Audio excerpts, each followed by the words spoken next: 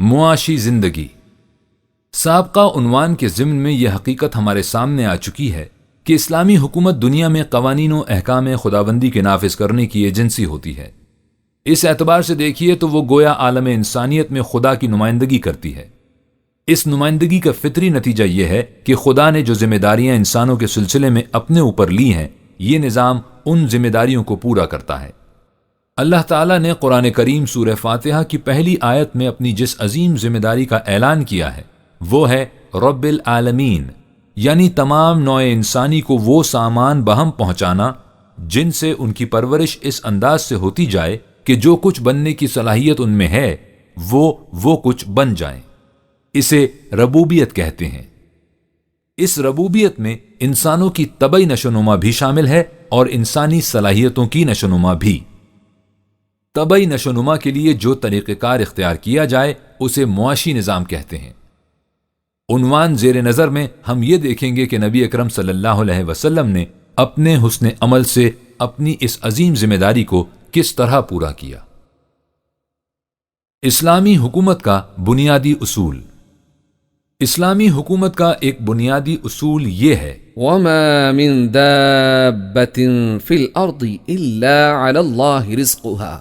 روئے زمین پر کوئی ذی حیات ایسا نہیں جس کے رزق کی ذمہ داری خدا پر نہ ہو۔ اسلامی حکومت جو خدا کے نام پر لوگوں سے اطاعت لیتی ہے، خدا کی اس ذمہ داری کو پورا کرنے کا عہد کرتی ہے۔ اس لیے وہ افراد مملکت سے اعلانیہ کہتی ہے کہ نحن نرزقکم وإیاہم، ہم تمہاری ضروریات زندگی کے بھی ذمہ دار ہیں اور تمہاری اولاد کی ضروریات کے بھی۔ وہ ان میں سے ہر فرد کو اس بات کی ضمانت دیتی ہے ان لک الا تجوع فیها ولا تعرى وانک لا تظمأ فیها ولا تضحى۔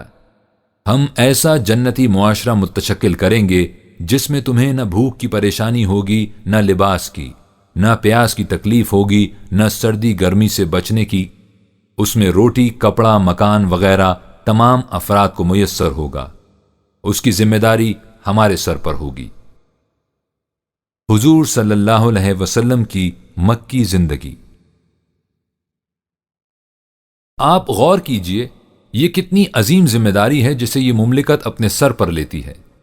اب آپ یہ دیکھیے کہ اس گراں بار ذمہ داری سے عہدہ برا ہونے کے لیے اس مملکت کا سربراہ اپنی زندگی کس قسم کی بسر کرتا ہے۔ اس مملکت کے سب سے پہلے سربراہ خود نبی اکرم صلی اللہ علیہ وسلم تھے۔ آپ صلی اللہ علیہ وسلم کی حیات طیبہ کے دو حصے ہیں، ایک مکی زندگی، دوسری مدنی زندگی۔ مکے کی زندگی میں یہ مملکت قائم نہیں ہوئی تھی، لیکن حضور اکرم صلی اللہ علیہ وسلم اس جماعت کی تشکیل و تربیت میں مصروف تھے جن کی رفاقت سے یہ مملکت قائم ہونی تھی۔ عام طور پر سمجھا جاتا ہے کہ آپ صلی اللہ علیہ وسلم کی مکی زندگی بڑی اسرت اور تنگ دستی کی تھی، لیکن یہ درست نہیں۔ قرآن کریم حضور اکرم صلی اللہ علیہ وسلم کو مخاطب کر کے کہتا ہے کہ وَوَجَدَكَ عَائِلًا فَأَغْنَى۔ ہم نے تجھے تنگ دست پایا تو غنی کر دیا۔ اس سے ظاہر ہے کہ حضور اکرم صلی اللہ علیہ وسلم کی وہ زندگی ایک غنی کی زندگی تھی، یعنی ایسی زندگی جس میں آپ صلی اللہ علیہ وسلم کو اپنی ضروریات کے لیے کسی کا محتاج نہیں ہونا پڑتا تھا۔ لیکن وہاں جماعت کے افراد کی ذمہ داریاں بہت زیادہ تھیں۔ ان ذمہ داریوں سے عہدہ برا ہونے کے سلسلے میں اس وقت حضور اکرم صلی اللہ علیہ وسلم کا اسلوب کیا تھا، اس کا اندازہ صحیحین کی اس روایت سے لگ سکتا ہے جس میں کہا گیا ہے کہ حضرت ابو موسیٰ اشعری رضی اللہ تعالیٰ عنہ سے روایت ہے کہ اشر قبیلے والوں کے ہاں دستور یہ تھا کہ جب کسی جنگ میں ان کے ہاں کھانا تھوڑا رہ جاتا یا ان کے ہاں بال بچوں پر ویسے فاقے کی نوبت آ جاتی تو یہ لوگ اپنے اپنے کھانے کی چیزوں کو ایک جگہ جمع کر لیتے اور ایک برتن میں برابر حصے لگا کر آپس میں تقسیم کر لیتے۔ رسول اللہ صلی اللہ علیہ وسلم نے فرمایا کہ یہ لوگ مجھ سے ہیں اور میں ان میں سے ہوں۔ اس سے ظاہر ہے کہ اس زمانے میں حضور اکرم صلی اللہ علیہ وسلم اور جماعت مؤمنین کا انداز زیست ایسا تھا کہ اپنے اپنے کھانے کی چیزوں کو سب اکٹھا کر لیتے اور پھر اس میں سے حصہ رسدی کھا لیتے۔ چونکہ اس وقت جماعت میں اکثریت محتاجوں اور ناداروں کی تھی، اس لیے ظاہر ہے کہ اس مساواتی تقسیم میں ہر ایک کے حصے میں کس قدر آتا ہوگا۔ جو کچھ دوسروں کے حصے میں آتا ہوگا وہی حضور اکرم صلی اللہ علیہ وسلم کے حصے میں آتا ہوگا، بلکہ اس سے بھی کم، اس لیے کہ قرآن کریم نے مؤمنین کا انداز زیست یہ بھی تو بتایا ہے، يؤثرون على انفسهم ولو كان بهم خصاصة، وہ دوسروں کی ضرورت کو اپنی ضرورت پر ترجیح دیتے ہیں، خواہ انہیں خود تنگی ہی میں گزارا کرنا پڑے۔ مدنی زندگی۔ حضور اکرم صلی اللہ علیہ وسلم کی مدنی زندگی میں ایک مملکت وجود میں آ گئی تھی۔ آپ صلی اللہ علیہ وسلم قریب 10 لاکھ مربع میل پر پھیلی ہوئی مملکت کے سربراہ تھے۔ مولانا شبلی رحمۃ اللہ علیہ کے الفاظ میں یہ وہ زمانہ تھا جب تمام عرب حدود شام سے لے کر عدن تک فتح ہو چکا تھا اور مدینے کی سرزمین میں زر و سیم کا سیلاب آ چکا تھا، لیکن اس کے باوجود آپ صلی اللہ علیہ وسلم نے جس انداز کی زندگی بسر کی اس کے متعلق کتب تاریخ و سیر میں ہے کہ حضرت عائشہ رضی اللہ تعالی عنہا فرماتی ہیں کہ آپ صلی اللہ علیہ وسلم کا کوئی کپڑا طے کر کے نہیں رکھا گیا، صرف ایک جوڑا ہوتا تھا، دوسرا نہیں ہوتا تھا جو طے کر کے رکھا جاتا۔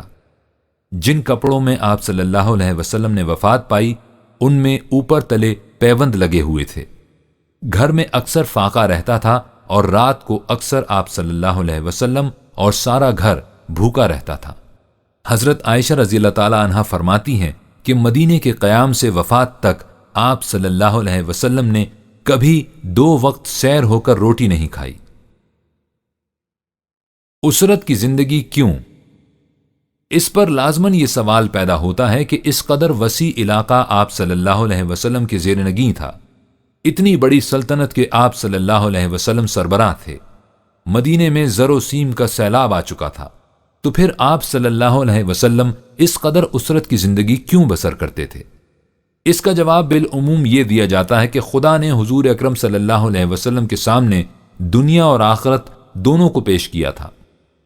آپ صلی اللہ علیہ وسلم نے آخرت کو ترجیح دی اور سب کچھ میسر ہونے کے باوجود آپ نے نہایت تنگ دستی اور اسرت کی زندگی بسر فرمائی، لیکن یہ توجیہ صحیح نہیں ہو سکتی، اس لیے کہ یہ قرآن کی تعلیم کے خلاف ہے۔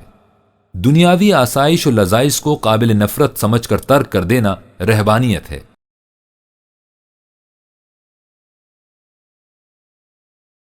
کہ وَرَهْبَانِيَّةً ابْتَدَعُوهَا مَا كَتَبْنَاهَا عَلَيْهِمْ، اس مسلک رہبانیت کو انہوں نے خود وضع کر لیا تھا، اسے ہم نے ان پر واجب نہیں ٹھہرایا تھا۔ اس کے برعکس قرآن دنیاوی آرائش و زیبائش کی چیزوں کو وجہ جاذبیت قرار دیتا ہے اور پوری تحدی سے کہتا ہے کہ قُلْ مَنْ حَرَّمَ زِينَةَ اللَّهِ الَّتِي أَخْرَجَ لِعِبَادِهِ وَالطَّيِّبَاتِ مِنَ الرِّزْقِ، ان سے کہو کہ وہ کون ہے جو زیب و زینت کی ان چیزوں کو جنہیں اللہ نے اپنے بندوں کے لیے پیدا کیا ہے اور خوشگوار سامان زیست کو حرام قرار دیتا ہے۔ اور نبی اکرم صلی اللہ علیہ وسلم سے تو خاص طور پر کہا گیا کہ یا ایہا النبی لم تحرم ما احل اللہ لک تبتغی مرضات ازواجک واللہ غفور رحیم، اے نبی صلی اللہ علیہ وسلم، جس چیز کو خدا نے تیرے لیے حلال قرار دیا ہے تو اسے حرام کیوں کرتا ہے؟ ان تصریحات سے واضح ہے کہ نبی اکرم صلی اللہ علیہ وسلم اس لیے تنگ دستی اور اسرت کی زندگی بسر نہیں کرتے تھے کہ آپ صلی اللہ علیہ وسلم نے دنیاوی زیبائش و آرائش کی چیزوں کو قابل نفرت قرار دے کر ترک کر دیا تھا۔ اس کی وجہ یہ تھی کہ مملکت کے وجود میں آ جانے سے حضور اکرم صلی اللہ علیہ وسلم کی ذمہ داریوں میں بے حد اضافہ ہو گیا تھا۔ اکثریت غریبوں کی تھی۔ ملک میں خوشحال لوگوں کی تعداد بہت کم تھی، باقی سب مفلوق الحال، ضرورت مند، مفلس اور نادار تھے جن کی کفالت مملکت کے ذمے تھی۔ ناداری کا یہ عالم تھا کہ لوگوں کے پاس جہاد میں شریک ہونے کے لیے سواری تک نہیں ہوتی تھی۔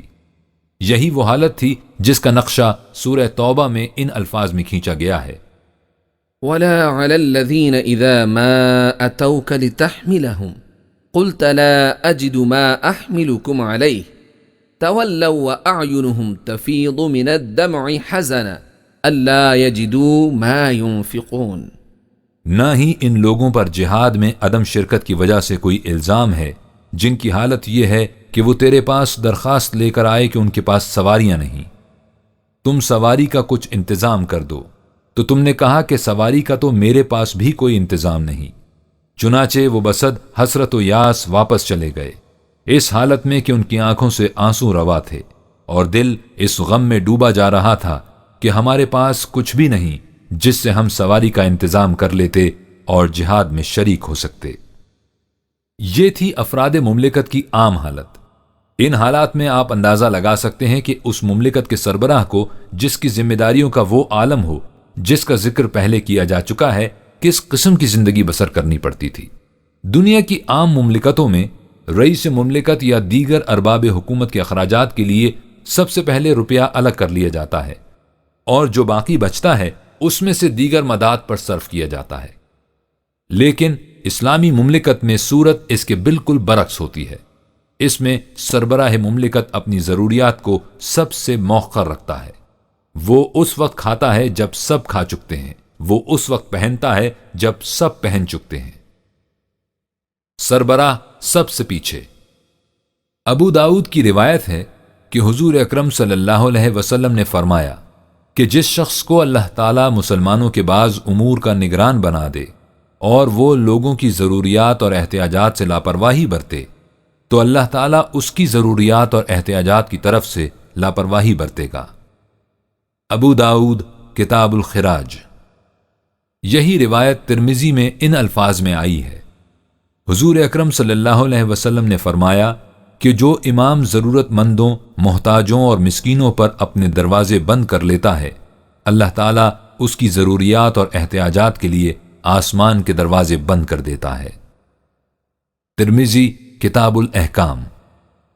اسی تفصیل کو حضور اکرم صلی اللہ علیہ وسلم نے چند الفاظ میں سمٹا کر یوں بیان فرمایا کہ جس بستی میں کسی شخص نے اس حال میں صبح کی کہ وہ رات بھر بھوکا رہا، اس بستی سے اللہ تعالیٰ کی نگرانی اور حفاظت کا ذمہ ختم ہو گیا۔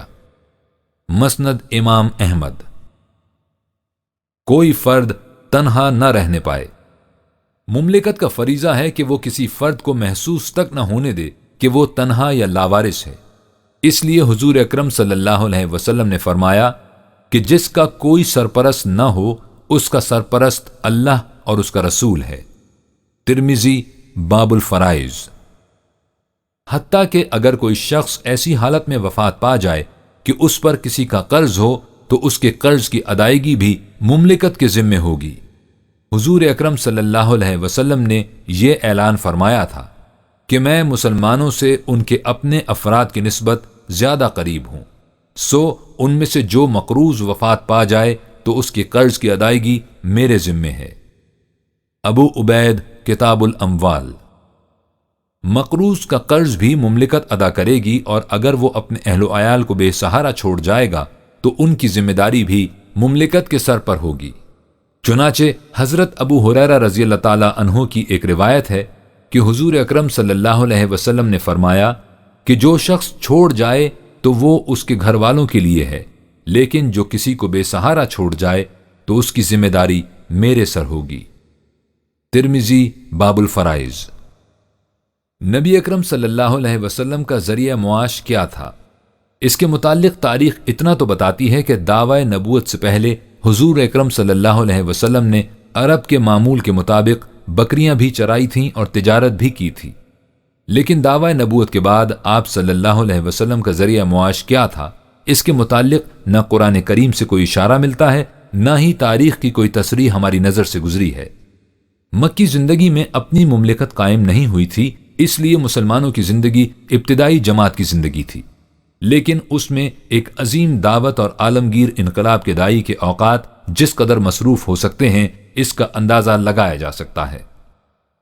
ایسے مصروف کہ خود خدا کو یہ تنبیہ کرنا پڑی کہ دن بھر کی بے پناہ مصروفیتوں کے بعد آپ جو رات بھر اس نظام کی تشکیل و تعمیر کے سلسلے میں مصروف فکر و عمل رہتے ہیں تو اس میں کمی کرنی چاہیے۔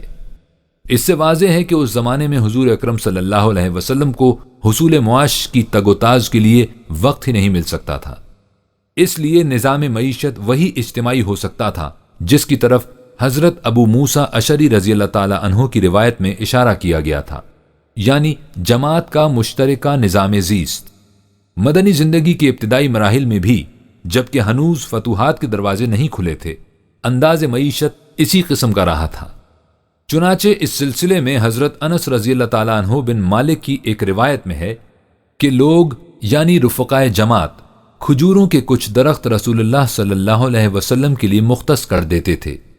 فتوحات کے بعد باغ فدق کا مختصر سا قطع آپ کی معاشی ضروریات کی کفالت کرتا تھا، لیکن اس میں بھی صورت یہ تھی کہ جن حاجت مندوں کی ضرورت اور کہیں پوری نہیں ہوتی تھی انہیں بھی باب عالی سے سہارا ملتا تھا، جس کی وجہ سے حضور صلی اللہ علیہ وسلم اور آپ صلی اللہ علیہ وسلم کے اہل خانہ کو خود فاقے کاٹنے پڑتے تھے۔ اور یہ قرآن کریم کے اس ارشاد کی عملی تفسیر تھی کہ اس جماعت مؤمنین کے افراد کی کیفیت یہ ہے کہ يؤثرون على انفسهم ولو كان بهم خصاصة، وہ دوسروں کی ضروریات کو اپنی ضروریات پر ترجیح دیتے ہیں، خواہ انہیں خود تنگی ہی میں گزارا کیوں نہ کرنا پڑے۔ اور ظاہر ہے کہ ایک اسلامی مملکت کے سربراہ کو اس کا بہترین نمونہ ہونا چاہیے۔ معاشی نظام کے متعلق قرآن کریم نے کیا اصول دیے ہیں اور حضور اکرم صلی اللہ علیہ وسلم نے انہیں کس طرح عملی طور پر متشکل فرمایا تھا، یہ ایک الگ موضوع ہے جس کا تعلق سیرت سے نہیں بلکہ اسلام کے نظام معیشت سے ہے۔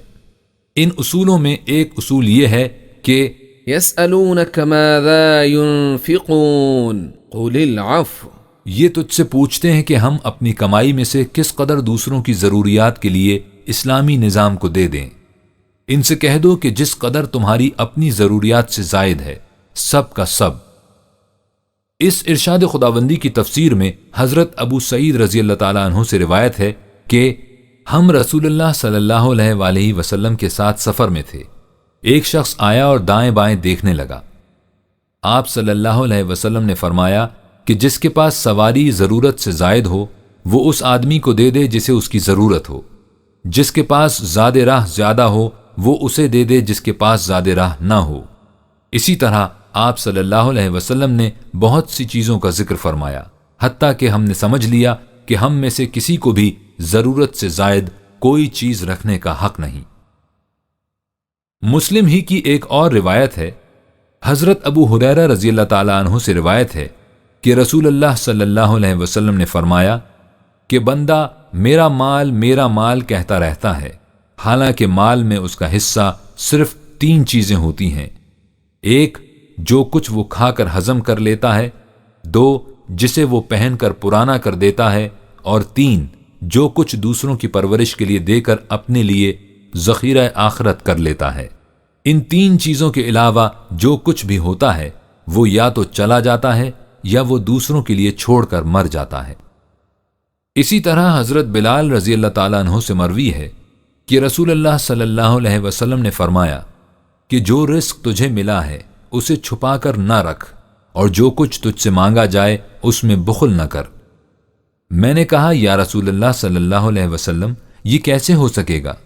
آپ صلی اللہ علیہ وسلم نے فرمایا کہ یا تو یہ روش اختیار کرنی ہوگی یا جہنم کا ایندھن بننا پڑے گا۔ ان حالات میں خود سربراہ مملکت یعنی حضور اکرم صلی اللہ علیہ وسلم کے اپنے گھر کا جو نقشہ اور جو مالی حالت ہو سکتی ہے وہ واضح ہے، اور جس شخص کی زندگی میں اس کی مالی حالت اس قسم کی ہو، اس کی وفات کے بعد اس کے گھر سے جو کچھ نکلے گا اس کے متعلق بھی کسی تشریح کی ضرورت۔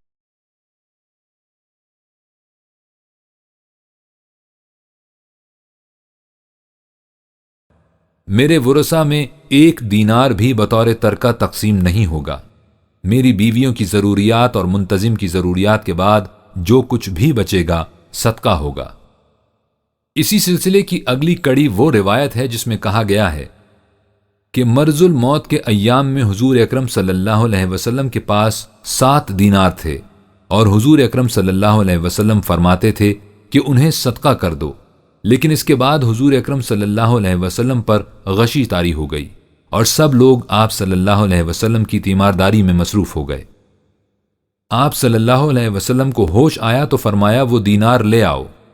دینار کو حضور اکرم صلی اللہ علیہ وسلم نے اپنے ہاتھ پر رکھ کر کہا کہ محمد صلی اللہ علیہ وسلم کا اپنے رب پر کیا گمان ہوگا جبکہ وہ اپنے رب سے ملے اور اس کے پاس یہ ہوں۔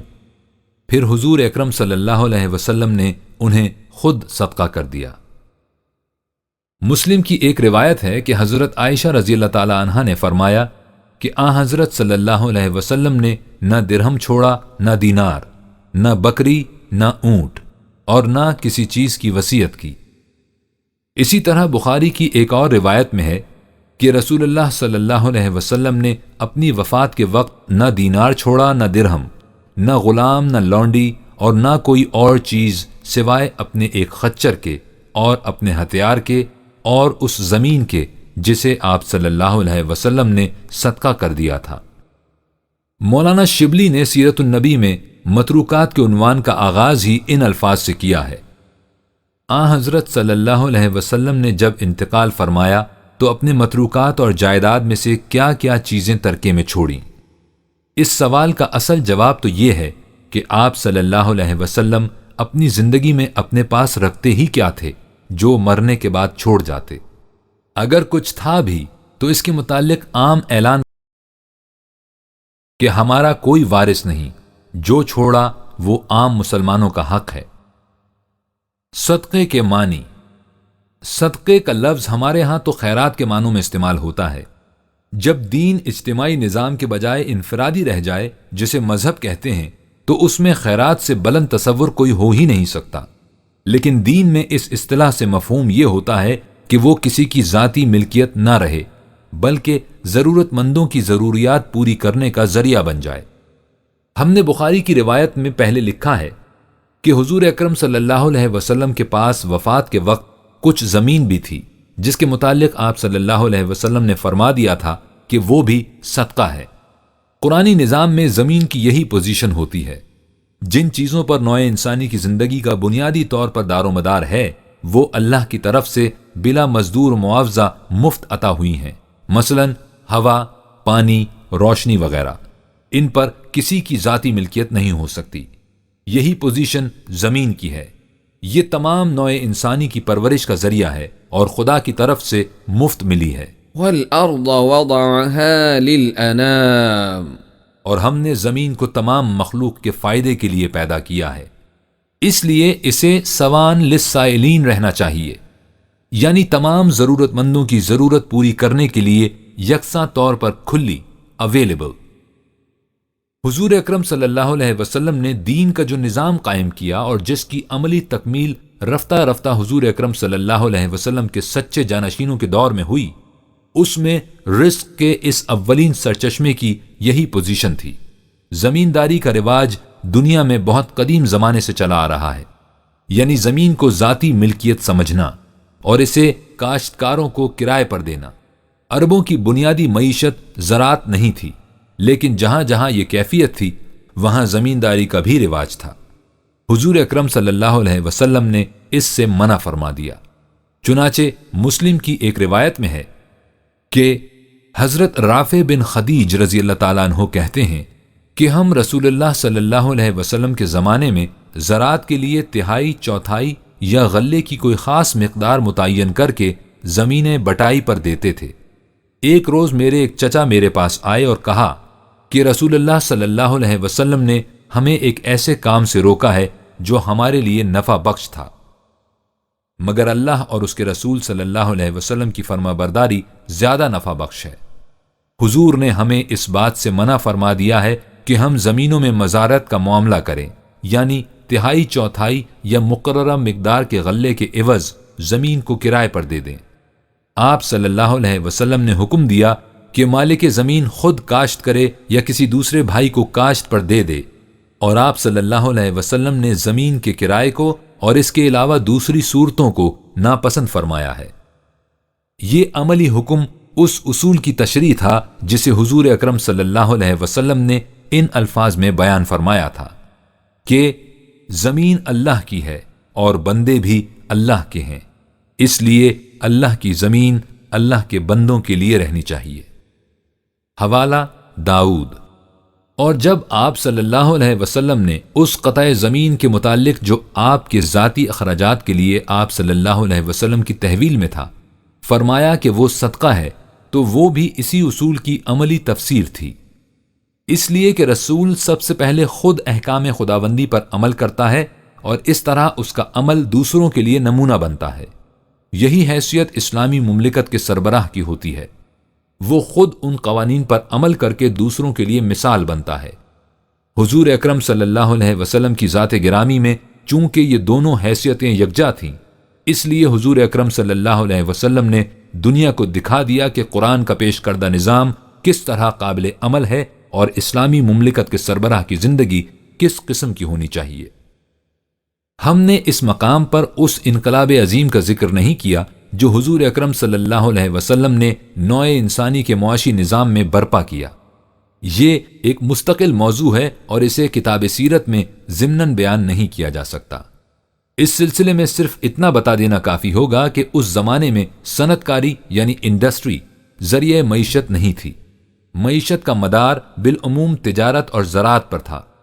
جہاں تک زراعت کا تعلق ہے، قرآن کریم کی روح سے جیسا کہ پہلے بیان کیا جا چکا ہے، زمین جیسے ذریعہ پیداوار پر کسی کی ذاتی ملکیت کا سوال ہی پیدا نہیں ہوتا۔ یہ انسانوں کے لیے سامان زیست حاصل کرنے کا ذریعہ ہے۔ زمین پر انفرادی ملکیت کا نتیجہ یہ ہوتا ہے کہ ایک شخص بے حد و نہایت قطع اراضی پر قابض ہو جاتا ہے، دوسرے لوگ مزارع اسے کاشت کرتے ہیں اور زمین کا مالک نصف پیداوار یا ٹھیکے کے روپے مفت میں اینٹ لیتا ہے۔ نبی اکرم صلی اللہ علیہ وسلم نے زمین کو ٹھیکے یا بٹائی پر دینے کو ممنوع قرار دے کر پیداوار کا مالک کاشتکار کو بنا دیا، اور اس طرح یہ عظیم معاشی اصول ثبت کر دیا کہ معاوضہ محنت کا ہے، سرمایہ کا نہیں۔ چنانچہ ابو داؤد میں حضرت رافع بن خدیج رضی اللہ تعالیٰ عنہ کی یہ روایت موجود ہے کہ وہ کھیت میں پانی دے رہے تھے کہ نبی اکرم صلی اللہ علیہ وسلم کا ادھر سے گزر ہوا۔ آپ صلی اللہ علیہ وسلم نے دریافت فرمایا کہ زمین کس کی ہے اور اس پر کاشت کون کرتا ہے؟ انہوں نے کہا کہ میں اس پر کاشت کرتا ہوں، بیج بھی ڈالتا ہوں اور محنت بھی کرتا ہوں۔ پیداوار کا ایک حصہ میرا ہوتا ہے اور ایک حصہ فلاں یعنی مالک اراضی کا۔ آپ صلی اللہ علیہ وسلم نے فرمایا کہ تم دونوں سودی کاروبار کرتے ہو، زمین کو اس کے مالک کی طرف لوٹا دو اور جو کچھ تم نے خرچ کیا ہے اس سے لے لو۔ حضرت جابر بن عبداللہ رضی اللہ تعالیٰ عنہ کی روایت کے مطابق اس قسم کی مزارعت کو حضور اکرم صلی اللہ علیہ وسلم نے اسی طرح خدا اور رسول کے خلاف اعلان جنگ سے تعبیر فرمایا جس طرح قرآن کریم میں ربا کو اعلان جنگ کہا گیا ہے۔ ابو داؤد۔ ربا کہتے ہی سرمائے پر بیشی یعنی بڑھوتی کو ہے، خواہ اس کی شکل کچھ ہی کیوں نہ ہو۔ اس اصول کے تحت جو فیصلہ مزارعت کے متعلق ہے وہی تجارت میں مزاربت یعنی محض روپیہ لگا کر نفع میں شریک ہونے کے متعلق ہے، یعنی اسلام میں اس کی بھی اجازت نہیں۔ قریش جو حضور اکرم صلی اللہ علیہ وسلم کی دعوت کی اس قدر شدید مخالفت کرتے تھے تو اس کی وجہ یہی تھی کہ ان کی معیشت کا دار و مدار اس قسم کی تجارت پر تھا، اور جس نظام کی دعوت حضور اکرم صلی اللہ علیہ وسلم دیتے تھے اس میں انہیں خود محنت کر کے روٹی کمانی پڑتی تھی۔ یہی حالت وہاں کے یہودیوں کی تھی جو روپیہ یعنی سرمایہ کے زور پر دوسروں کی کمائی کی دولت سمیٹتے چلے جاتے تھے۔ مدینے میں ان کی طرف سے شدید مخالفت کی وجہ بھی یہی تھی، لیکن حضور اکرم صلی اللہ علیہ وسلم نے زندگی بھر جہاد مسلسل سے اس غلط معاشی نظام کو مٹا کر اس کی جگہ اس نظام کو قائم کر کے دکھایا جس میں نہ کوئی فرد اپنی بنیادی ضروریات زندگی سے محروم رہتا تھا اور نہ ہی کوئی کسی دوسرے کی محنت پر عیش کی زندگی بسر کر سکتا تھا۔ اور اس نظام کی سب سے پہلی عملی مثال خود حضور اکرم صلی اللہ علیہ وسلم کی اپنی حیات طیبہ تھی کہ اتنے وسیع و عریض وسائل دولت کی موجودگی میں آپ صلی اللہ علیہ وسلم نے ایک مزدور کی سی زندگی بسر فرمائی۔ دنیا میں صحیح نظام اسی طرح سے قائم ہوا کرتے ہیں۔